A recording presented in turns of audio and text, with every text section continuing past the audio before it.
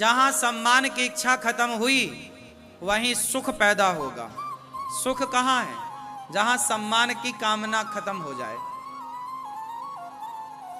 देखो ऐसा होता है कि यदि आप सम्मान की कामना लिए बैठे हैं और सम्मान नहीं मिला या अपमान हो गया तो आपको बिल्कुल दुख मिल जाएगा। देखो जी हमारा सम्मान, जैसे आजकल आप विवाह में जाते हो, शादी ब्याह में, तो लड़की का बाप बेचारा व्यस्त रहता है, कई बार वो आपसे बात नहीं कर पाता, आपके साथ बैठ नहीं पाता, तो आप क्या बोलते हो सबके बीच में? अरे हम गए थे उनकी शादी में, उन्होंने पूछा भी नहीं, देखा भी नहीं। वो लड़की का बाप है, 17 काम होते हैं आपके, केवल वो क्या आप उसका और कोई काम नहीं, आपसे बात करे, आपके साथ बैठे। ये चीज आपको समझनी चाहिए, लेकिन आप कहाँ समझते हैं। आपको तो लगता नहीं जी ये हमारी तो इज्जत खराब कर दी, हमारा तो सम्मान।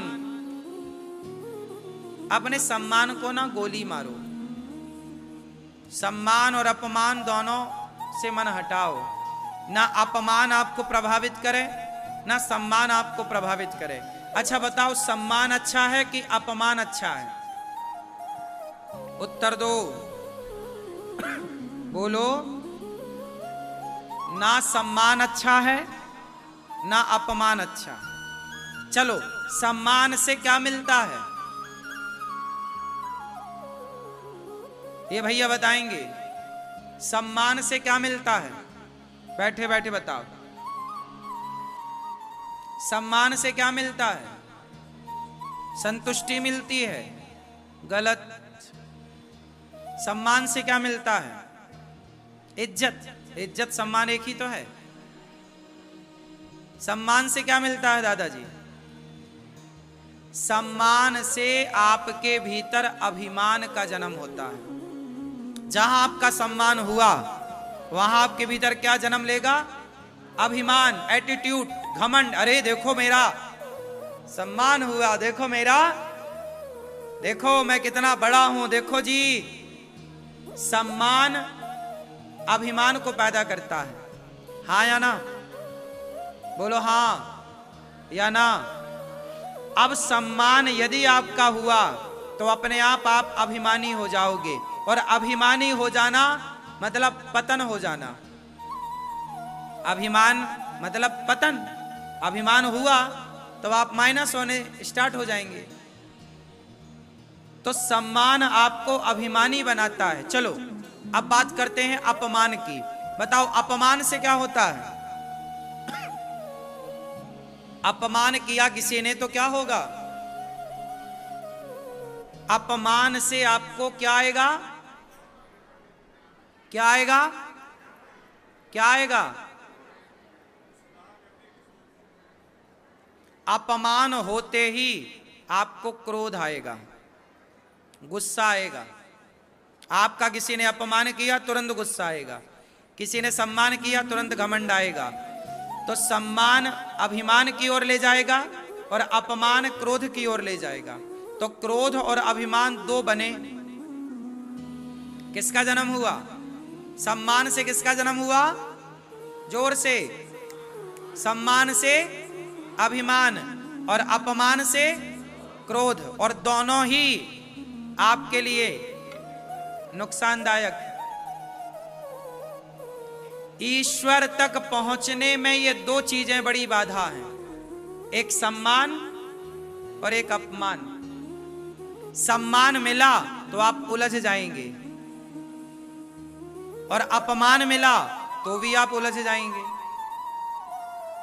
बोलो हाँ।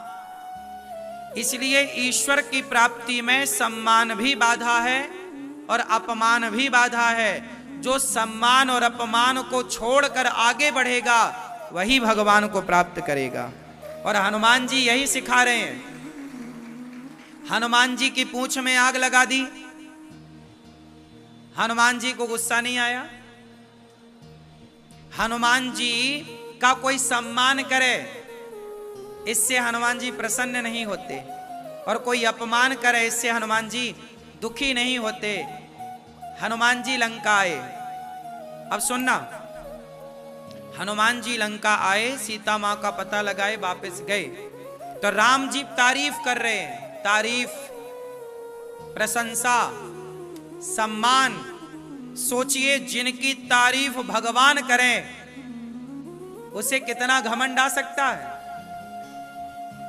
बोलो, यदि हम में से किसी की तारीफ आज प्रधानमंत्री कर दें तो हम लोग जमीन में चलेंगे नहीं, उड़ने लग जाएंगे। देखो जी, हमारी तारीफ प्रधानमंत्री कर रहे हैं। सोचिए जिनकी तारीफ साक्षात भगवान कह रहे हैं, हनुमान तुम्हारे जैसा कोई नहीं हो सकता, तुमने मेरा दुख हर लिया, तुमने मेरी पत्नी का पता लगाया, हे हनुमान तुम बहुत बड़े हो। हनुमान जी बोले, राम जी आप मुझे घमंड दिला रहे हैं और मुझे घमंड आया तो मेरा पतन हो जाएगा। हनुमान जी बोले, राम जी मैं लंका नहीं गया। राम जी बोले, आपने समुद्र को छलांग लगा के पार कर लिया, वाह हनुमान वाह। ऐसा ना कहो प्रभु, मैंने आपकी अंगूठी ली ना, उसमें राम नाम लिखा था, मैं राम नाम के जहाज में बैठकर पार हो गया। ये मेरी प्रभुता नहीं है, ये मेरा नहीं है, ये तो आपके नाम की महिमा है। अच्छा, तो आप यहां से राम नाम के बल पर गए, अच्छा, पर आए तो आप फिर से समुद्र को छलांग लगा के नहीं, यहां से राम जी के जहाज में गया और वहां से सीता मैया ने चूड़ामणि दे दी, चूड़ामणि उतार तब दयाऊं, हरस समेत पवन सुत लयाऊं। तो यहां से राम जी के जहाज में गया, वहां से सीता मैया के जहाज में आया। इतनी प्रशंसा कर रहे हैं राम, पर हनुमान जी अपने को श्रेय नहीं दे रहे हैं। हनुमान जी श्रेय दे रहे हैं कि प्रभु आपकी कृपा से मैं लंका गया, आपकी कृपा से सब कार्य हुआ, वरना मेरी औकात क्या, मेरी हैसियत क्या, मैं क्या हूं, मैं तो एक सामान्य सा बंदर हूं। हनुमान जी क्या कह रहे हैं लंका में, असमय अधम सखा सुनु मोहु पर रघुवीर, केन्ही कृपा सुमरी गुण भरे विलोचन नीर, प्रात ले जो नाम हमारा तेहि दिन ताहि न मिले आहारा। हनुमान जी कह रहे हैं मैं तो बंदर हूं, लंका जाना, रावण को लंका में आग लगाना, रावण की लंका में, ये हनुमान जी के बस का था या राम की कृपा से हुआ? सच्ची बताओ, हनुमान जी ने किया कि राम कृपा ने की? बोलो बोलो, किसका बल था, राम का बल या हनुमान जी का बल? अब राम जी खुद कह रहे हैं कि हनुमान जी आप बड़े हो, आपने ये किया, पर हनुमान जी उस सम्मान को लेने को तैयार। हनुमान जी बोले मैं नहीं हूं इसका अधिकारी, प्रभु ये आपकी महिमा है, ये आपका बड़प्पन है कि आप इस दास को इस लायक समझ रहे हैं। सोचिए हनुमान जी से बड़ा काम इस धरती पर किसने किया? आप तो नेताओं का काम करते हो, पर हनुमान जी ने तो भगवान का काम किया। लेकिन फिर भी हनुमान जी को अभिमान नहीं आया कि मैंने किया, वो ये मान रहे हैं कि राम ने किया, राम की कृपा ने कराया। और आप लोग जरा सा कामयाबी पालो तो आपको लगता है जी मैंने किया, मैं ही सब कुछ हूं। आप अपने कोई सर्वे सर्वा मान लेते हैं, अपने कोई भगवान मान लेते हैं। हनुमान जी की पूजा करते हो ना, सीखो हनुमान जी से ये सब बातें। कभी हनुमान जी ने करता नहीं माना। अच्छा सुनो, इतना बड़ा सम्मान हुआ हनुमान जी का राम के द्वारा, और रावण के द्वारा इतना बड़ा अपमान हुआ, पूंछ में आग लगाई, हाँ या ना? ना तो सम्मान पाकर हनुमान जी प्रसन्न भये, ना तो अपमान पाकर हनुमान जी रोए। अपमान और सम्मान दोनों में हनुमान जी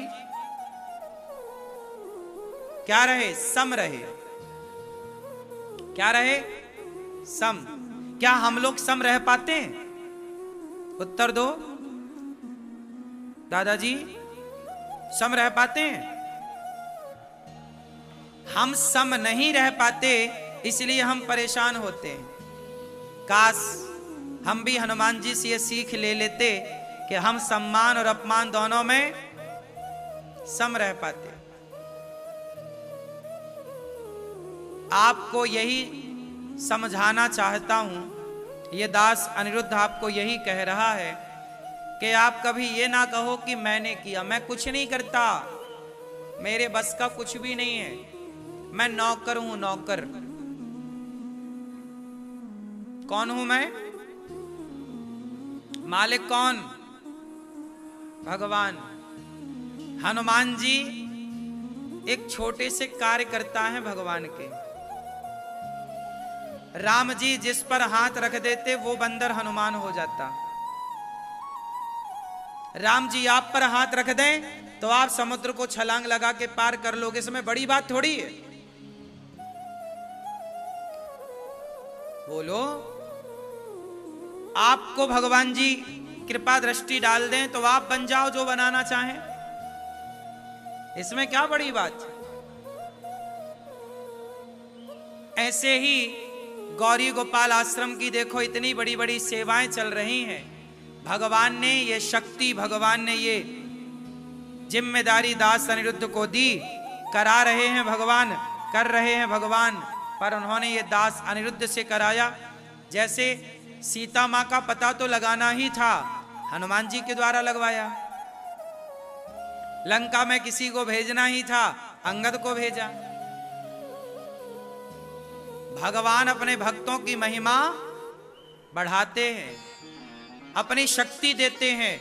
उसी तरह ये दास अनिरुद्ध को भी भगवान ने अपना नौकर स्वीकार कर लिया और ये दास को नौकरी दे दी है कि गौरी गोपाल आश्रम के ये सेवाएं करनी है। तो भगवान का मैं नौकर बन गया हूं। नौकर बन के काम करने में बड़ा मजा है, मालिक बनने में बड़ा नुकसान है। इसलिए मैं यही मानता हूं कि गौरी गोपाल आश्रम के मालिक हैं गौरी गोपाल भगवान, सर्वे सर्वा वही है और ये दास नौकर है। देखो, इसलिए दीपावली में जहां पूरा देश रेस्ट कर रहा है, दीपावली की छुट्टियां मना रहा है, पर मुझे लगता है कि भगवान के ये कार्य को बिना छुट्टी के, बिना हारे, बिना थके, भगवान का नौकर हूं, ईमानदारी से भगवान की नौकरी करनी चाहिए, कोई अपसेंट नहीं। हाँ या ना? गौरी गोपाल आश्रम में देखिए ना, इतने सारे भक्तों को पेट भर भोजन मिल रहा है। कौन दे रहा है? भगवान दे रहे हैं। पर नौकर बन के यदि ये दास को कार्य दिया है विधाता ने, तो मैं नौकर बन के ईमानदारी से निभाऊं। तो मेरे को भगवान ने ये काम दिया है कि ये काम करो, कथा सुनाओ लोगों को, हमारी महिमा सुनाओ लोगों को। भगवान की महिमा सुनाते हैं और भगवान की महिमा सुना के आपसे कहते हैं कि गौरी गोपाल आश्रम में जो वृद्ध माएँ हैं, जो यहाँ सब सेवाएं हैं, उनसे आप जुड़िए। भगवान ये कहते हैं कि आप कहो, बाकी आपके अंदर देने की प्रेरणा भगवान भरते हैं, आप सब सहयोग करते हैं और सेवाएं चलती हैं। तो हम तो अपना एक छोटा सा काम जो दिया विधाता ने वो पूरा कर रहे हैं। अब देखो, मैं यहां बैठ के आपसे कहता हूं कि गौरी गोपाल आश्रम में बेसहारा माताएं 290 रहती हैं। अब आपके अंदर यदि कुछ देने की भावना जागी कि मुझे भी चलो गौरी गोपाल की सेवा में 100 रुपए देने चाहिए, 500 देने चाहिए, 1000, 10,000, 50,000 देना चाहिए, तो ये जो देने की भावना आपके अंदर पैदा हुई, ये कहां से प्रकट हुई? ये भावना मैंने प्रकट की या भगवान ने आपके भीतर प्रवेश करके प्रेरणा दी, प्रेरित किया कि चलो ये करो? अच्छा, एक बात बताओ, हनुमान जी लंका गए थे ना, तो लंका जलाने का कोई प्रोग्राम नहीं था। लंका जलाने का कोई प्रोग्राम नहीं था, पर हनुमान जी के पास ना, जब अशोक वृक्ष के ऊपर चढ़े थे हनुमान जी, तो सीता मां के पास ना त्रिजटा आई। कौन आई? और उन्होंने क्या सुनाया? उन्होंने एक सपना सुनाया सीता मां को कि सुनो, आज मैंने सपने में कुछ देखा। क्या देखा? तो क्या देखा था कि सपने बानर लंका जारी, जातु धान सेना सब मारी। सीता मैया को त्रिजटा मां ने क्या सुनाया? बोलो, सपना। क्या सुनाया? सपना सुनाया। अब जब सपना सुनाया तो हनुमान जी ने कहा कि सपने बानर लंका जारी। मानो हनुमान जी बोले कि त्रिजटा के द्वारा भगवान कह रहे हैं कि गए हो तो फूंक के आना रावण की लंका। तो त्रिजटा के द्वारा हनुमान जी को लगा कि भगवान त्रिजटा के द्वारा कह रहे हैं कि ये भी करके आना। तो त्रिजटा से प्रेरणा मिल गई हनुमान जी को लंका जलाने की। त्रिजटा ही है ना। सीता मां को सपना किसने सुनाया था? क्यों मैया? किसने? त्रिजटा ही था ना नाम।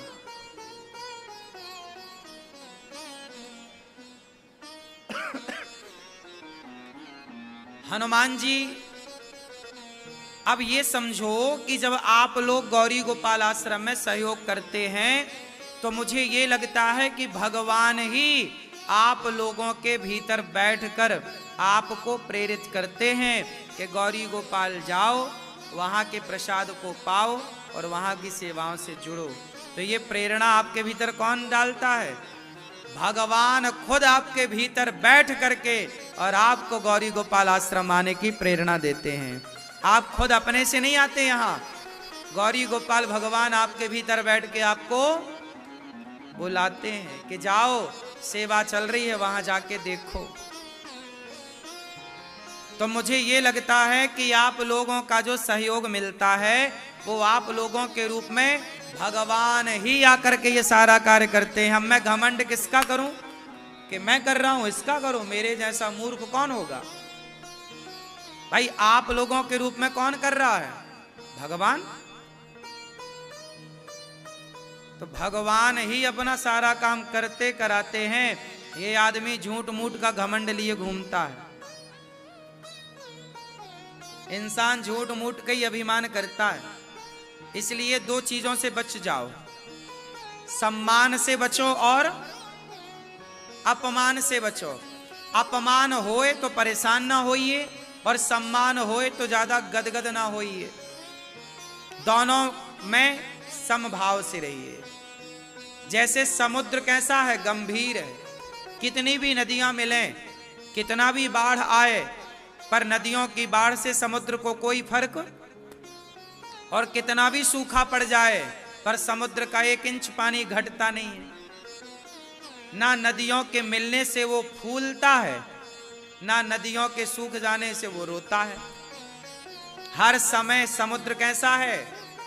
गंभीर है। हर हाल में वो अपनी मर्यादा में, चाहे नदियां मिलें, चाहे नदियां बाढ़ से भरी हों, चाहे नदियां सूखी हों। नदियां सूख जाएंगी तो क्या समुद्र का कुछ बिगड़ेगा? उत्तर